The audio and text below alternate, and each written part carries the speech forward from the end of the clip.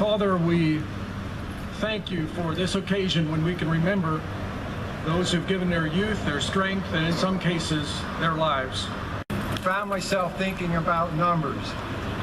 Since the American Revolution, the number that have served is literally in the tens of millions, including the 22 million currently living in the United States. The number that have made the ultimate sacrifice is more than 1.5 million, and the number of wounded, physically and mentally, is just staggering.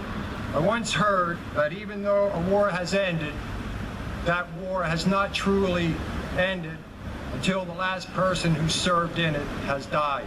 After nearly 100 years, World War I is finally over.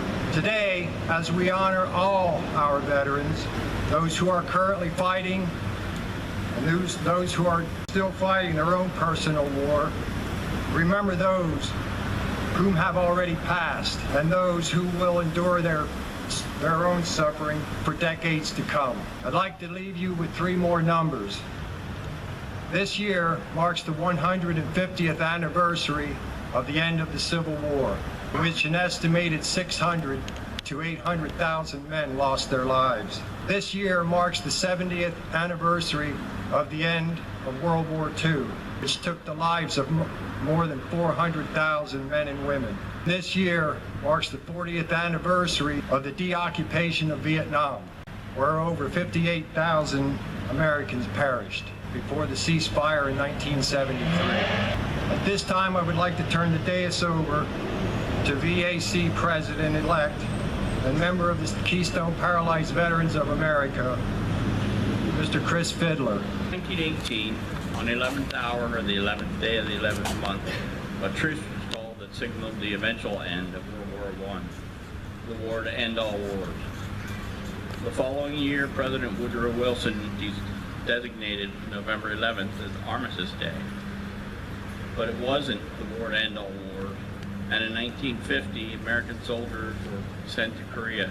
On June 1st, 1954, President Eisenhower made it official, and since then we have regularly celebrated November 11th as Veterans Day. That same year, 1954, Americans were deployed once again, this time in Vietnam, fighting until 1973. Welcome home, brothers.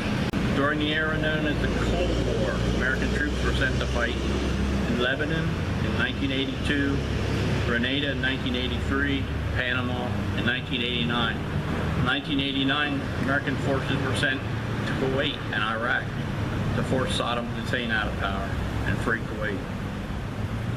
From 1992 to 1995, American fighting men and women were deployed in places like Somalia, Haiti, and Bosnia, to name a few.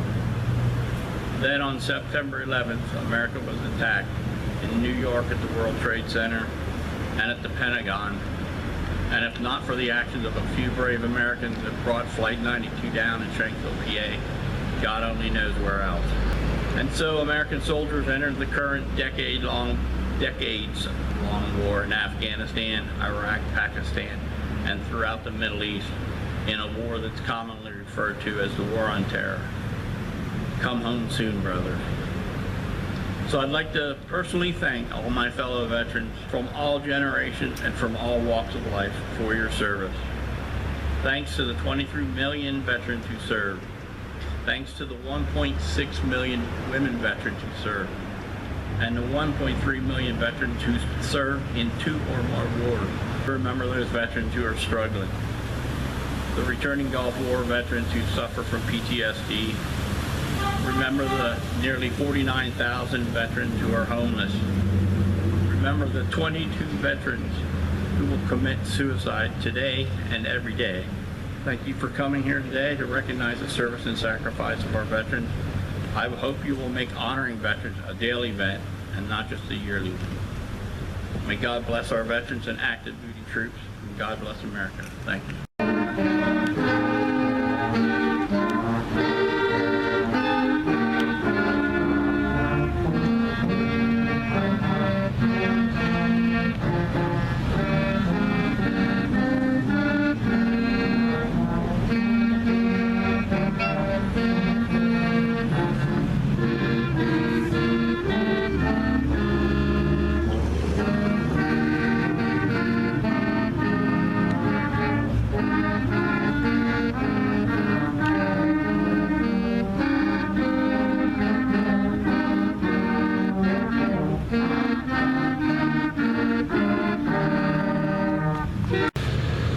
Jim McAteer.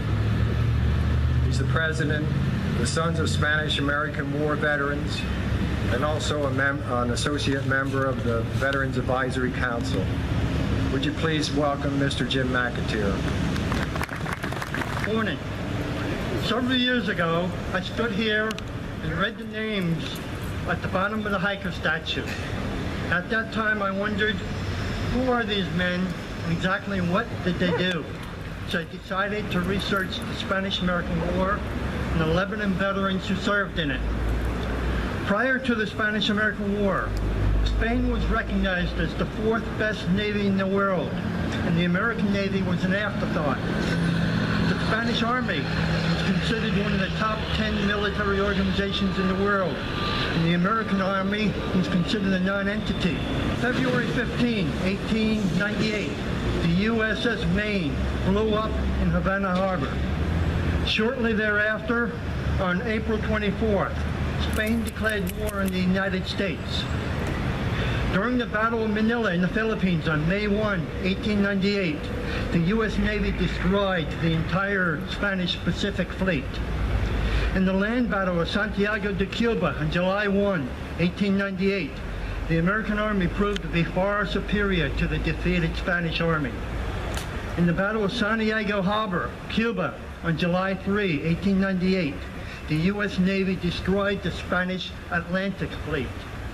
On August 12, 1898, the truce was signed, and on December 10, 1898, the Treaty of Paris officially ended the war. There were over 340 men who were born, lived, died, and or are buried in Lebanon County who served during this war. The 4th Regiment of the Pennsylvania National Guard reported to Mount Gretna on April 8, 1898, for the purpose of volunteering to serve in the United States Army.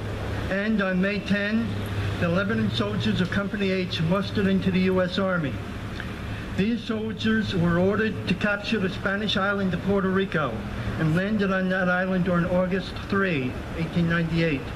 While there, our soldiers were exposed to sniper attacks from the Spanish forces, especially during nighttime guard duty. The American forces were in the midst of preparing for the Battle of Guayama on August 13th, when news of the truce with Spain was received by the troops.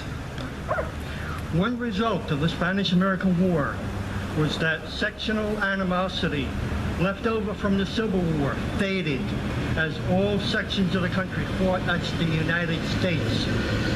Also, the war established the United States as an international power in the eyes of all of Europe. European nations developed a deep respect for the American Army and Navy, a respect that carried into World War I and World War II. When the United States entered World War I, we had experienced officers who served in Cuba, China, and the Philippines. So today, remember these veterans well, as they volunteered to leave their friends and families in Lebanon County to make the world a better place to live. Thank you.